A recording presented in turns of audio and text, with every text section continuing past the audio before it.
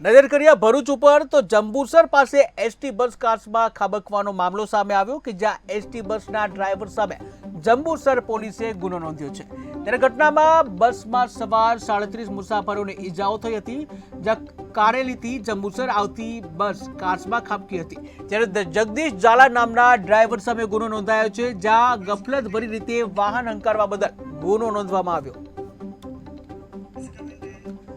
જંબુસરમાં ST bus કાચમાં ખાબકવાનો મામલો કે જ્યાં આ બસના જે ડ્રાઈવર છે તેના ઉપર કાર્યવાહી કરવામાં આવી છે।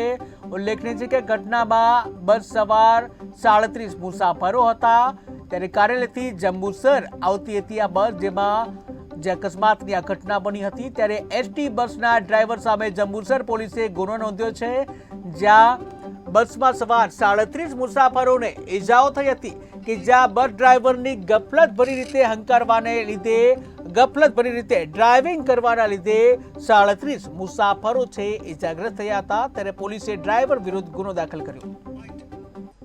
આજ રોજ સવારના કલાક 38 વાગ્યાની આસપાસ જંબુસર પોલીસ સ્ટેશન વિસ્તારમાં ડાબા સર્કલ નજીક ચાંદપીર દરગાહની પાસે એક એસટી બસ નંબર GJ18Z 2822ની ખુલ્લી કાચમાં પડી જવાથી જે બસમાં કુલ લગભગ 45 જેટલા પેસેન્જરો હતા, જેમાંના 37 જેટલા પેસેન્જરોને નાની મોટી ઈજાઓ થયેલી હતી, જેમાંથી 6 પેસેન્જરોને ગંભીર ઈજા થતાં એમને અન્ય હોસ્પિટલમાં ટ્રાન્સફર કરવામાં આવેલ છે।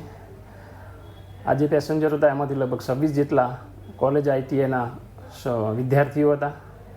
આ બાબતે જંબુસર પોલીસ સ્ટેશનમાં આ એસટી બસના જે ચાલક જે આ બસ ચલાવી રહેલા હતા તે જગદીશસિંહ ઝાલા નાઓ વિરુદ્ધમાં ગુનો દાખલ કરી આગળની કાયદેસર કાર્યવાહી કરવામાં આવેલ છે। આજ રોજ સવારના કલાક 38 વાગ્યાની આસપાસ જંબુસર પોલીસ સ્ટેશન વિસ્તારમાં ડાબા સર્કલ નજીક ચાંદપીર દરગાહની પાસે